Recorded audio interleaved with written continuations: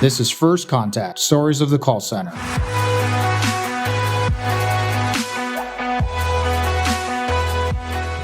So I know you have a great story for our listeners, and I'd love for you to share that with us. So how did you get into the call center space in the first place? That's a great question, Christian. I got into the call center space because I moved up from Washington, D.C. to Philadelphia for a job. And I loved what I did, but culturally, I just didn't fit into the company that I was working for. So I sat down and I wrote down all the things that I liked and all the things that I didn't like. And I started looking for a business to buy. And those things included recurring revenue, business-to-business services, managing people, and telecommunications. Now, I started that process, and January of 98 happens. And I often say, I started looking for a business, and I found a business actually that was in the industry that I came from, which was the old Muzak industry. And I was going to buy that. And the day I signed a term sheet to buy that company, I got called into the CEO's office, and I often joke, did I get fired that day or did I quit because I had a term sheet? And I'll just say that I ultimately collected unemployment, so that should answer that question. But I wanted to be in my own business. I wanted to own my own business. So when I left the next day, I started due diligence for the functional music business, and all of the things that were in the offering circular were misstated. So there I was in January of 98 with no job, no company, a wife, 2 children, and a mortgage. Wow. So back to the process I go. And I had seen the telephone answering service business. So this business, a lot of the work you do in this on this podcast and that NobelBiz does is around bigger call centers. Well, I found the telephone answering service business, and it was a traditional business, and they were affordable companies that I could buy.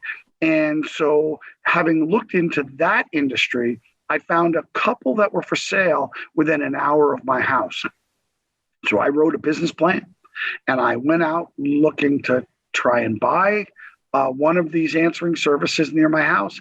And I started learning everything I could about the answering service business. So I started reading Connections magazine, which is the preeminent magazine for the answering service business. And I started reading. And in the reading, there was an article about a man who was an owner of answering services, who was very entrepreneurial. And his office was around the corner from my primary target. So from January, into the spring, I'm trying to raise money and buy my first answering service. Now, I had made a deal with my ex-wife that I had to either buy a company or get a job by August 1st. If I couldn't start my company or buy a company by August 1st, I committed to getting a job.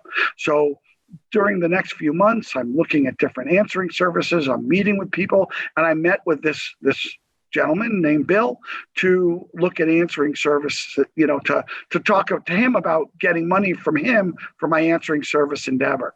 Well, Bill and I hit it off, and I wasn't, though, going to do a deal with Bill. I thought, Bill wanted me to work for him and not be an owner. So I went and I tried to do my deal, got into due diligence, raised the money.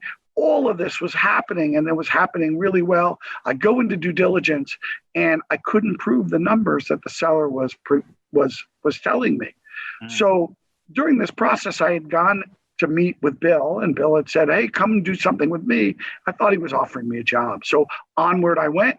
And when my deal fell apart, I called Bill. I said, "Bill, you said maybe we could do something." I went over. Bill said, "Come and see me." I went to see Bill, and he offered to sell me half of one of his answering services that was an hour away. And I went in on a Thursday, and I said, he said, "My accounting people aren't here. I'll send you the financials. And why don't you come back on Saturday, and we'll see if there's a deal to be done." So that's exactly what I did. He faxed me the financials, and you can tell the date because I have the old financials. They're on thermal paper. And I went back on Saturday, and I told my ex-wife that if he says this number or lower, I'm going to do a deal. So I walk in after 5 minutes of small talk. He hits the highest number that I had in my head to do the deal. I looked at him. I said, that's a high price. He said, that's your cost of admission. I said, okay, I'm in, but small problem. I don't have all that money. He said, how much do you have? And I gave him literally my life savings. He took a note for the rest. And that's how I got into the telephone answering service business, which was my first call center business that I owned.